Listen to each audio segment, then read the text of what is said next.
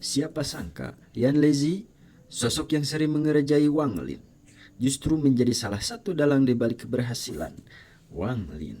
Haha, saat menghadapi leluhur darah. Yang lebih mengejutkannya lagi, saat pertama kali bertemu, Yan Lezi adalah seorang senior.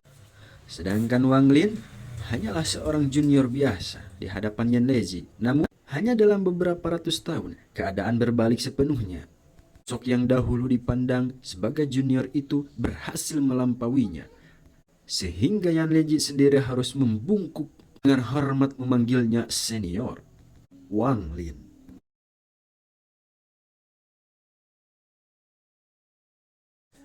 Mulai dari masa lalunya, tujuan ia sebenarnya memasuki alam surgawi petir.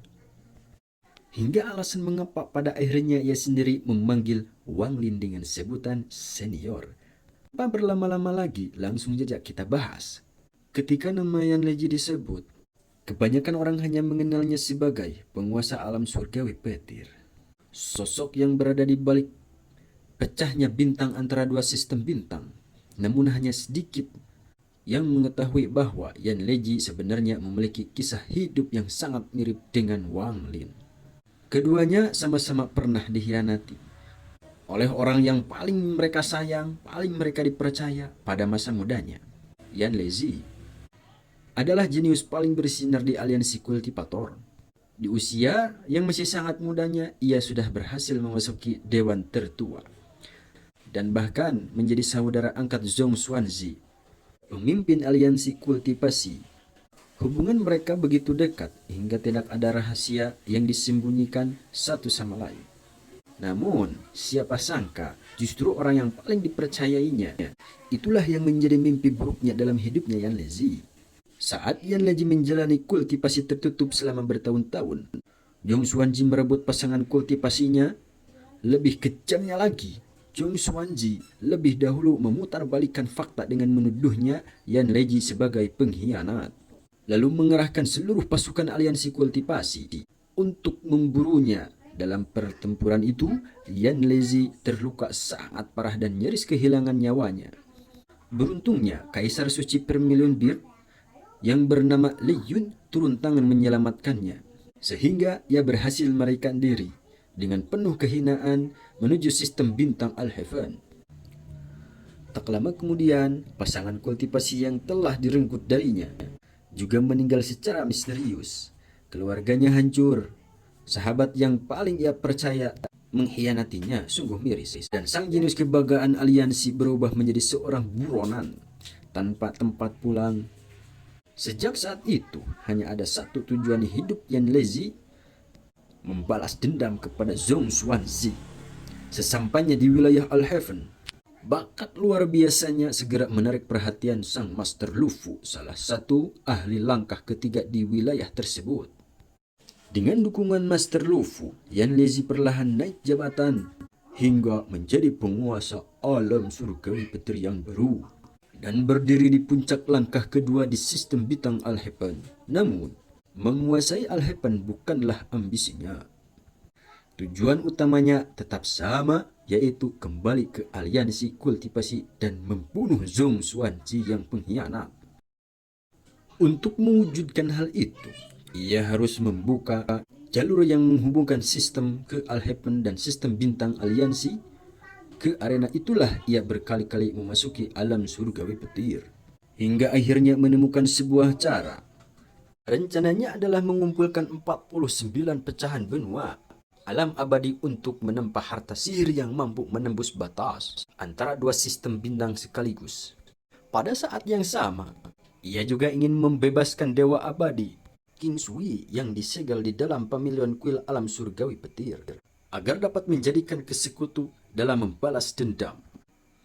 Di tengah pelaksanaan rencana inilah Wang Lin, seorang junior yang mampu memasuki alam surgawi petir. Bahkan sebelum alam itu dibuka, adalah sesuatu yang belum pernah Yan Lezi lihat selama puluhan ribu tahun. Karena penasaran, ia langsung menyebut Wang Lin sebagai orang yang ditakdirkan. Namun jangan salah paham, julukan itu sama sekali bukan pertanda baik. Karena Semua orang yang pernah disebut sebagai orang yang ditakdirkan olehnya selalu berakhir tragis. Pada awalnya, Yan Leji memang cukup sering mengerjai si Wang Lin ini.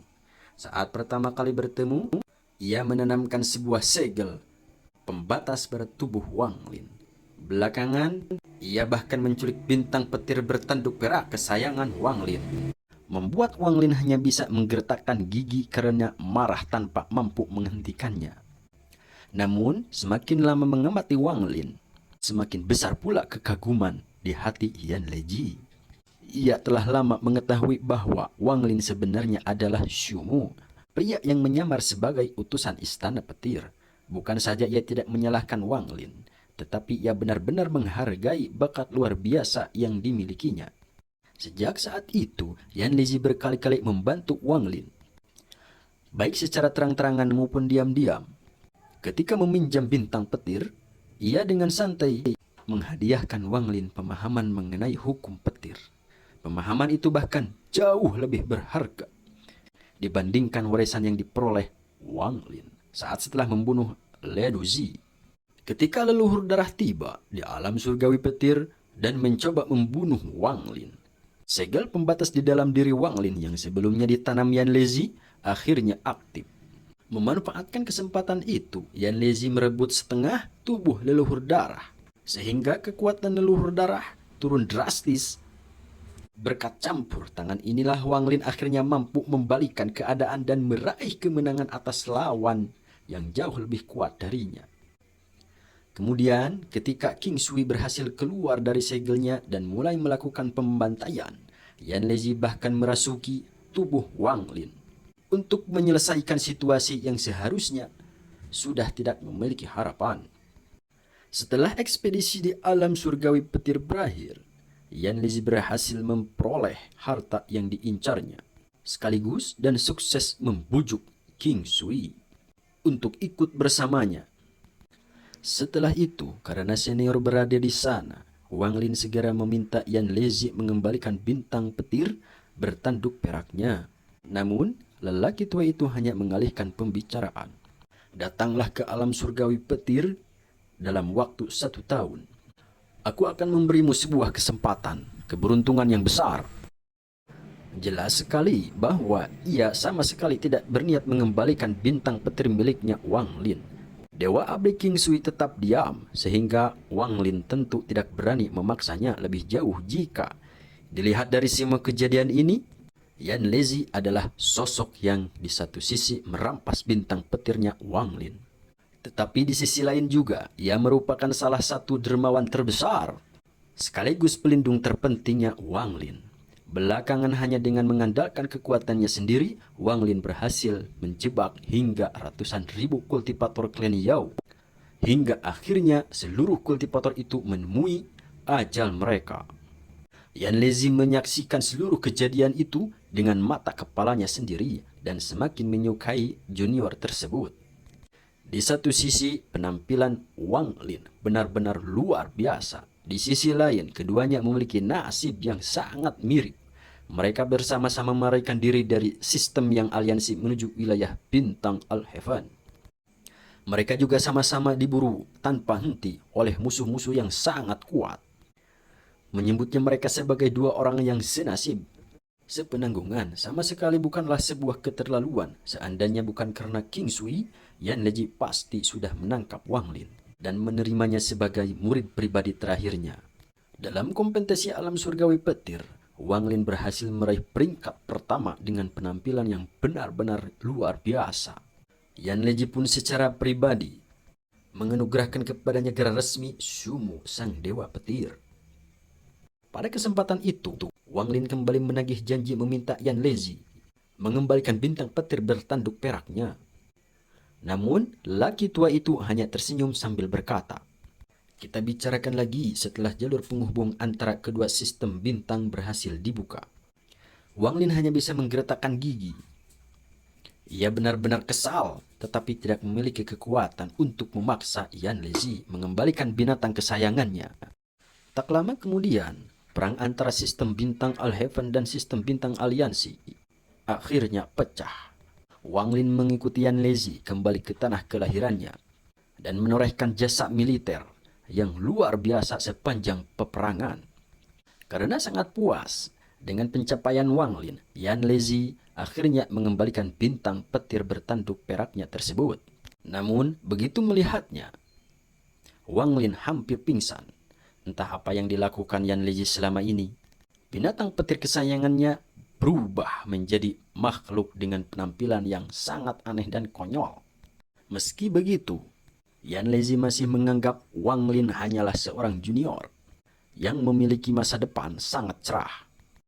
Yang tidak pernah ia bayangkan adalah bahwa ia telah berbicara terlalu cepat. Dalam 100 tahun berikutnya, kekuatan Wang Lin meningkat dengan kecepatan yang nyaris mustahil dipercaya.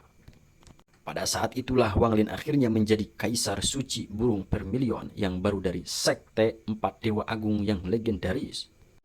Ketika mereka bertemu kembali, junior yang dahulu berbeda jauh di bawahnya, kini telah menjadi seorang yang berdiri sejajar dengannya, bahkan lebih tinggi. Saat itu, Yan Lezi benar-benar tercengang. Keterkejutannya beserta kenyataannya bahwa posisinya perlahan-lahan menjadi lebih rendah dibanding Wang Lin masih jauh dari selesai. Namun, beberapa tahun kemudian, Yan Lezi ikut serta memasuki planet Suzaku untuk membunuh dewa kuno Tausen. Namun, dengan kekuatan Tausen yang sudah mencapai langkah ketiga, membuat Yan Lezi begitu takut. Saat itulah ia menyaksikan sendiri betapa mengerikannya Tausen.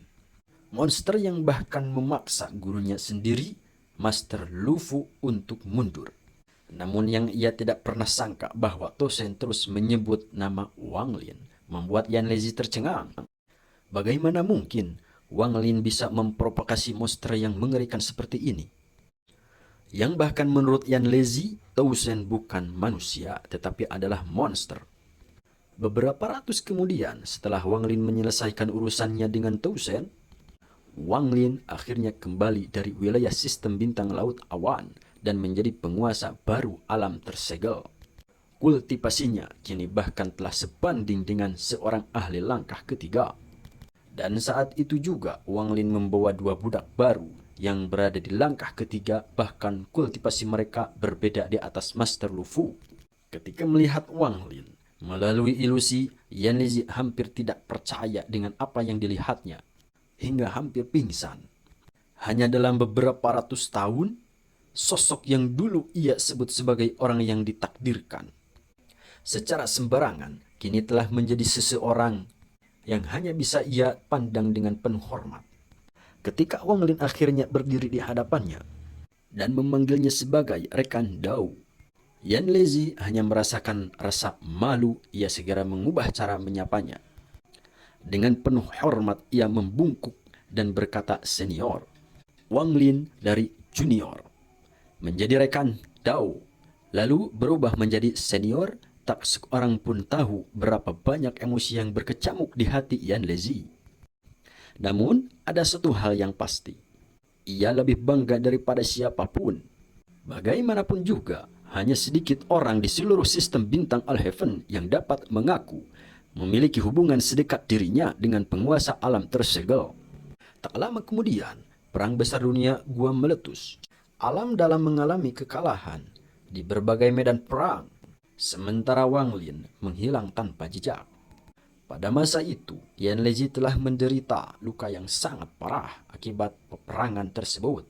Kultivasinya merosot drastis dan ia hanya menjabat sebagai wakil komandan barat Al-Heaven dalam daftar peringkat penguasa alam tersegel.